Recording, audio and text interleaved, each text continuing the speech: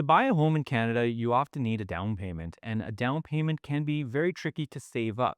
The Canadian government introduced the FHSA, which is the First Home Savings Account. And this account is basically a hybrid of the TFSA and the RRSP. The TFSA is the tax-free savings account, and the RRSP is the registered retirement savings plan.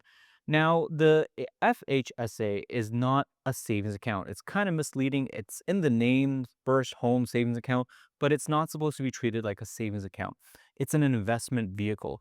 You can contribute up to $8,000 per year in this account, and the maximum that you can have in this account is $40,000. If you are contributing every year $8,000, which is the limit, you can get your full maximum limit in 5 years. As you put money into this account, you will be able to deduct this from your overall taxes and you get some tax relief from that. The main objective of this is that you can accelerate the growth of your down payment, and there's various different ways through stocks, bonds, and ETFs.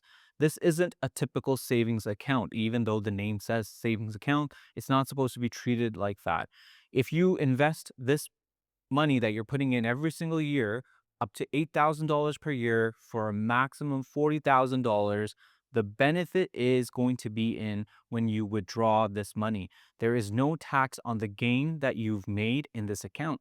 It's really helpful to make this your first step when you are saving for your down payment. To open up this account, you must be 18 years old, you must be a Canadian resident, must be a first-time buyer in Canada. Now, if you haven't bought a home in the last 4 years, or your spouse hasn't bought a home and you're not living in that property, you can qualify for this account. Understanding the limits that go with this account are very important. So annually, you can pay up to $8,000 towards this account. You have a lifetime contribution of $40,000. You have to understand the $40,000 limit is just for contributions. It doesn't include the gain that you could have with that money. The total growth from the investments from the stocks, ETFs, and bonds can help accelerate the down payment. Even if you're not ready to buy a home the next year, setting up this account early on can be very beneficial. This account does have a lifetime, so you only have 15 years and you have to wrap up this account before you turn 71 years old. Now, a lot of people would be wondering, what is the difference between a first home savings account versus a TFSA and an RRSP? Well, it really depends on your goals. If you are withdrawing money from your RRSP, you have to pay that money back in 15 years. When it comes to the first home saving account, there is no repayment. So that's actually great news. You don't have to repay. You get the same benefits of a TFSA where you can invest, and all the contributions that you've made, all the gains and the investments that you've made will be tax-free when you withdraw. Well, what happens if you decide not to buy a home? And that does happen to a lot of people where they just decide that home ownership is not for them. Well, in that case, the contributions and the gains that you've made in that account can be transferred over to your RRSP. And the best part is no tax would be applied to that. So it is a win-win situation.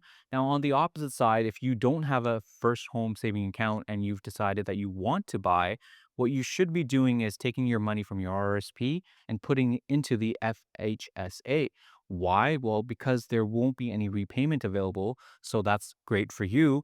And you can take your money out from the RSP completely tax free.